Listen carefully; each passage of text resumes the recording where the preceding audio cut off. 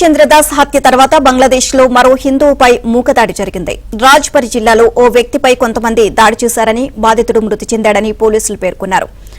హోసైన్ దంగా పాత మార్కెట్ వద్ద మొన్న రాత్రి 11 గంటల సమయంలో ఈ ఘటన చోటు చేసుకుంది. బాధితుడిని 29 ఏళ్ల అమృత్ మండల్ అలియాస్ సామ్రాట్గా గుర్తించారు. పరిస్థితి మూక హింసకు దారితీసే ముందు అమృత్ మండల్పై స్థానికులు దోపిడీ ఆరోపణలు చేశారని చెప్పారు.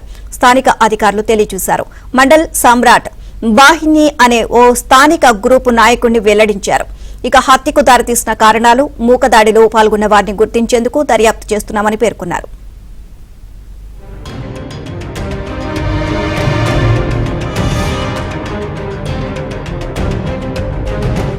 అమృత్ మండల్ హత్యతో స్థానికంగా ఉద్రిక్త పరిస్థితులు నెలకొన్నాయి. పెద్ద ఎత్తున అదనపు పోలీసు బలగాలను మోహరించారు. వారం రోజుల వ్యవధిలో జరిగిన రెండో మూక హత్య ఇది.